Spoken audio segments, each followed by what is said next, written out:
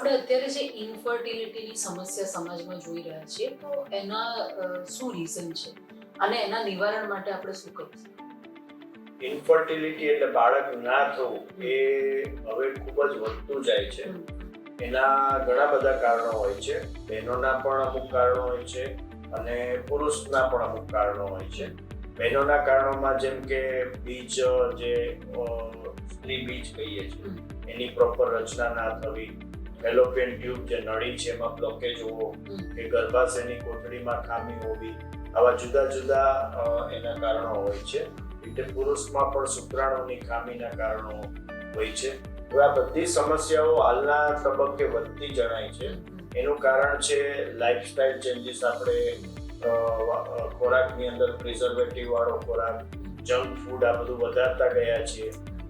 Pollution, જે વાતાવરણની અંદર પ્રદૂષણનું પ્રમાણ ખૂબ વધતું ગયું છે, એના કારણે પણ ફર્ટિલિટી પર ઇફેક્ટ થાય છે.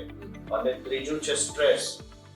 અત્યારે સ્ત્રી અને પુરુષ બંનેને પોતપોતાના લેવલના ટેન્શન અથવા સ્ટ્રેસ આપણે કહીએ છીએ એ હોય છે. એને કારણે પણ જે સાયકોલોજીકલ ઇફેક્ટને કારણે હોર્મોન ડિસ્ટર્બ થાય છે.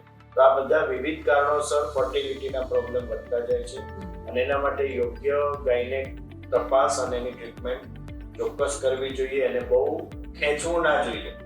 બરાબર. Thank you.